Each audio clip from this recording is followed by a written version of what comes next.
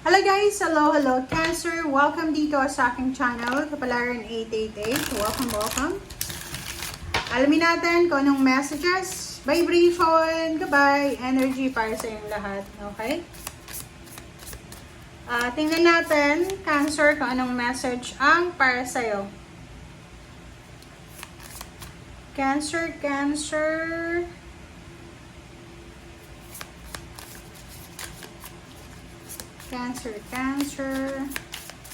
Tingnan natin, Cancer, kung anong message para sa'yo. From September 28 siya hanggang October 4, 2025. Para to sa lahat ng Cancer. So, I hope na makaresonate kayo, guys. And please like, share, and subscribe doon sa mga Cancer na bago natin na nanonood sa ngayon. And so, sa mga dati kong subscribers, thank you sa inyong lahat.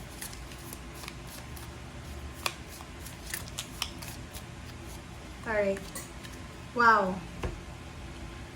3 cards. Evil Queen. OMG. Number 2.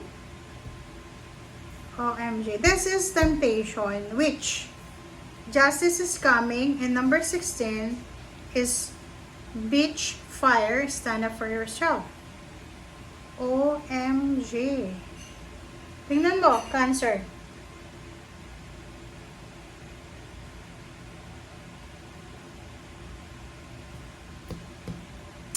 Okay.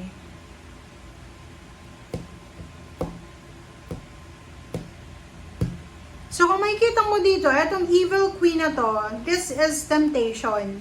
So, halimbawa may diabetes ka, okay? May diabetes, yung mga Cancer dito. Sinasabi ng bara sa'yo na mag-iingat ka sa pagkain ng matatamis. Okay? Kasi pwedeng tumaas yung sugar mo mag-spike yung sugar. Yung iba din sa inyo dito is mag-iingat tayo, it's either sugar or salt, high blood, or may mga kidney problems, may mga uric acid, ganito. Be careful kayo sa sugar and salt sa linggong ito. And at the same time, parang kailangan natin ng balanse. Kailangan yung balansehin yung mga decision making nyo sa linggong ito. Okay? There's a justice coming here. Okay, which, number 27, 7, 8, 9. So, near to completion siya, Cancer. Ihanda mo yung sarili mo because if you're applying for a job, possible ka na matanggap sa trabaho. Kasi meron ditong contract signing.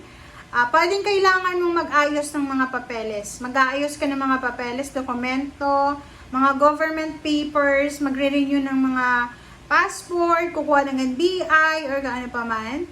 And which is, kung baga, sinasabi ng barahan na posible siyang dumating sa unexpected time mo diba? So, kung ikaw ay nakakaranas ng mga injustices, possible ka na makatanggap ng justice, ng fair na judgment sa linggong ito. Contract signing. Okay, clarity. And sinasabi ng bara sa'yo, stand up for yourself. So, kailangan mo daw, Cancer, na ipaglaban ang sarili mo. Kailangan mong ipaglaban ang karapatan mo. Wow. Huge. Big.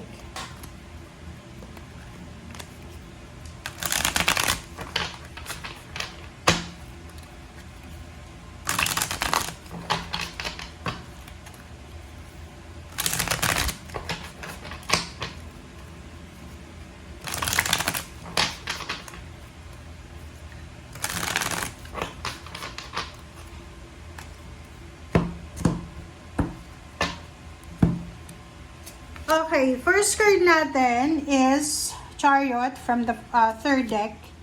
The Hermit. I'm sorry, the Tower. My God, bakit ganon? This is Mistletoe, 5 of Swords, and Lobelia. There's new beginning coming. Lemon Bomb. Alright, so, kung makikita nyo guys, tingnan nyo. I hope na nakikita nyo Ilalagay ko lang siya dito.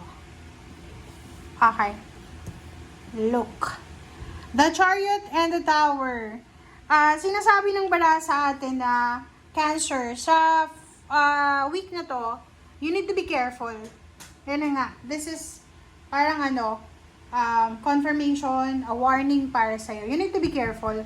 Especially sa mga decision making mo, decision na pagta-travel, decision na pagpipirma ng kontrata, decision na lumipat ang bahay, mag-relocate, decision na kailangan mong pag-isipan ng mabuti kasi may the tower dito na possible siya na parang bumagsak, parang ganun. So, pag nagde-decision naman tayo, 'di ba? Alam natin na it's either mananalo tayo or magfi-fail tayo. So, sa'yo, sinasabi ng baraha, hindi natin alam kung ano yung result. So, you need to be careful. But hindi mo kailangan na i-give up. Okay? Hindi mo kailangan i-give up. Okay? So, nakikita ko sir dito, merong mga conflict, may mga away, gulo, competition. Like dito sa merong ka bang kaso or kung ano man siya. Kasi, possible na magkaroon ka ng justice, papabor sa iyo yung hustisya. And there's a 5 source, may mga conflict kayo na pinagdadaanan, na posibleng maayos, na posibleng masettle, na posibleng magdadala sa inyo ng new beginnings. And the moon, normal siya, normal. So, if ever na makaramdam ka ng takot, okay? Kasi this is justice eh. Halimbawa na mayroon kang pinaglalaban na karapatan, batas, parang ganun. May kaso or kung ano man siya na kailangan magpaglaban, relationship, trabaho, karapatan. Sinasabi ng bara, normal yan na matatakot tayo. But, yun nga, stand up for yourself. Kailangan mo ipaglaban ang karapatan mo. Okay, so this is for Cancer. Tingnan natin Cancer. Ano pa ba?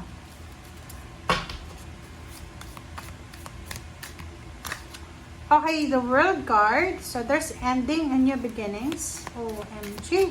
So, meron kang ma-accomplish. So, yun na nga, justice. Pwedeng ma-accomplish mo yung karmic justice, karmic blessings, or any karmic emotions or partnership na posibleng darating sa'yo. Nakikita ko siya dito, yung mga pain and heartaches mo ay posibleng matapos na sa linggong ito. Kumbaga, halimbawa, kung nakakaranas kayo ng injustice, like, ang dami-dami yung pinagdaanan na backstabbing, or pwedeng kung ano man ang problema na pinagdaanan nyo, na naging source ng loneliness nyo, or isolation, sinasabi ng bara sa'yo, don't worry, because matatapos na siya sa linggong ito. Okay? And the Empress plus Fun, sinasabi ng barang yan, na dalawang yan na, maraming magsisimula sa buhay mo, Cancer, na kailangan mong paghandaan. Okay? Unexpected siya. Okay? So, thank you guys for watching and see you again. Bye!